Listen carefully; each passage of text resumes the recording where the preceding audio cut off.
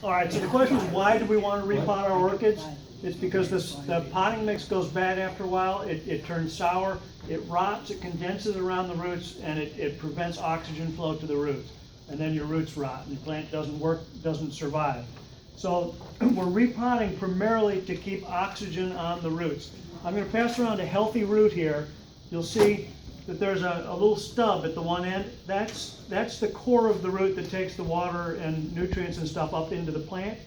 The rest of this is a spongy layer. It's got a nice, healthy growing tip, and notice that the tip of the plant, of the root, is green. Orchid roots are photosynthetic.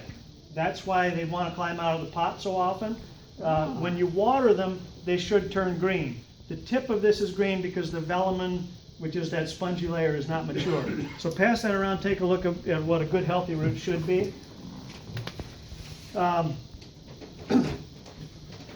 Okay, so the roots do a couple things. They're bringing nutrients into the plant, they're doing photosynthesis, and they're holding the plant onto the mount. In the wild, these are almost all epiphytic plants, which means they're growing on trees. So healthy roots is really critical to your plant. The next question is, when do you repot? Most of your orchids you're going to repot when you see the new growth just getting started, because that's typically the same time that they're going to be putting out a flush of root growth. There are some orchids that you might want to pot at a different time than spring.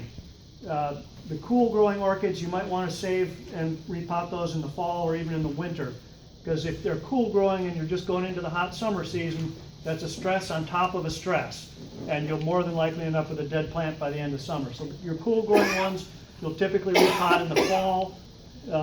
Most of your other ones you're going to repot about this time of year. What mix to use, we'll talk about that a little bit in our individual corners, but the type of plant sort of dictates what kind of potting mix you're going to use. Plants that like bright light typically are going to dry out much quicker, and you're going to want to use a big coarse mix so that your roots dry out quickly between waterings. Things that are more shade loving tend to be more moist, and you're going to want a potting mix that holds water a little bit longer. So a finer mix for your lower light plants. There's some terrestrials that you're going to probably want to pot in sphagnum moss or in core mix, something that holds a tremendous amount of water. As far as pots, there's two types. You can have clay or plastic. There's lots of different kinds of plastic pots. Some people prefer the clay. I prefer plastic for most of my plants for a couple reasons. One is that the roots separate from the plastic wall very easily, whereas clay, they tend to grab hold of the clay very tightly, and sometimes it's hard to get your plant out. I'm also selling plants, and I can't afford to have a $2 pot on a $20 orchid, because everybody will be able to outcompete me with their 20-cent pot. Another thing is the plastic pot tends to hold the moisture longer, so you don't necessarily have to water quite as often. In a greenhouse, that can be a detractant. You see, if you're growing something that likes to be cool, clay might be the option for you, because the clay, as it evaporates water through the clay body, it will keep your plant a little bit cooler. Okay, the next question on your pot is going to be a deep pot versus a shallow pot. Most orchids are shallow rooted. There are a few exceptions, things that like to stay wet, like phragmipediums. Find the deepest pot you can get. But most of your orchids, the shallower the better. As far as large or small, when you have a choice, use the smaller pot. Putting a plant in a big pot is like teaching a kid to swim by throwing them in the deep end of the pool. Your plant and the child will both drown. So the smaller the better.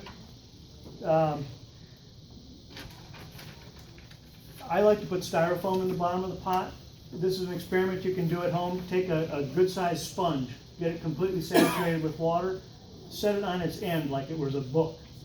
And you'll see all the water drains down to about the bottom third of the sponge, and that water just stays there. And it's the same with the potting mixes. Your water is just going to go right to the bottom of your pot and then stay there. If it stays there too long and your roots stay wet all the time, you'll rot that spongy layer off the root. That velamen will rot, and then your roots don't work right. So the styrofoam peanuts helps to let that water drain on through. The cone pot does the same thing. you'll see the bark mix and stuff that we're gonna be repotting with.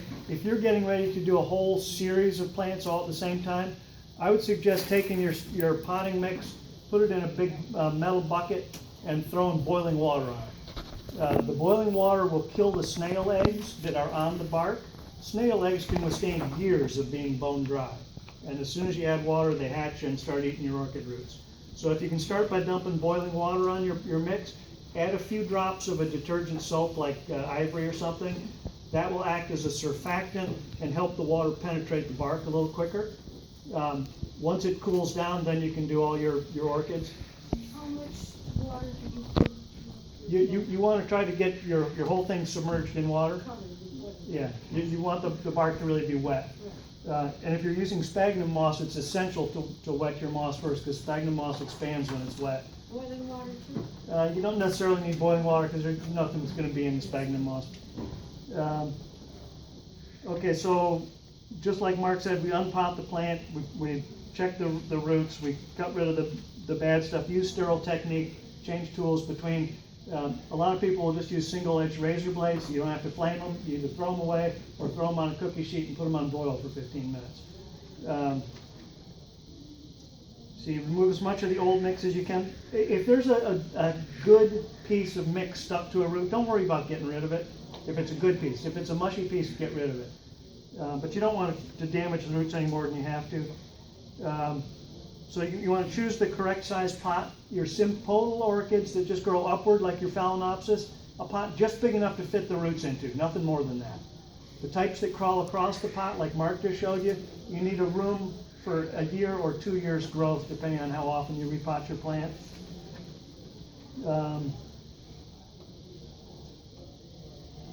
Okay, and then, yeah, the last thing was just make sure that you can read the label. If you can't read the label, write a new one.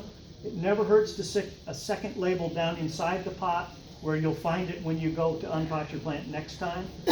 Sometimes labels have a way of disappearing, or you put them in the wrong plant later or something. So it never hurts to have the old label stuffed down in there and a new one that you can read with the date of when you repotted it. You will think that you're going to remember when you repotted all your plants, but trust me, after you get 4,000 or 5,000, you won't. So put that date on there. All right, I'm going to be in the back. Oh, do you have a question? Do you use different sizes of bark depending on the type of roots? If you have fine roots, you use Yes. some? As a general rule, the finer the root, the finer the potting mix. That's a pretty general rule.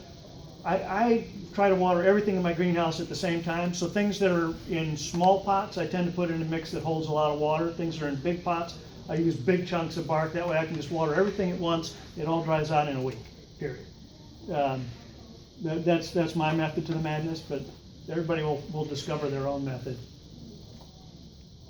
Okay. Before you guys start, I had a couple words. Obviously, this was more popular than I thought it was going to be. And so we have, what we bought was a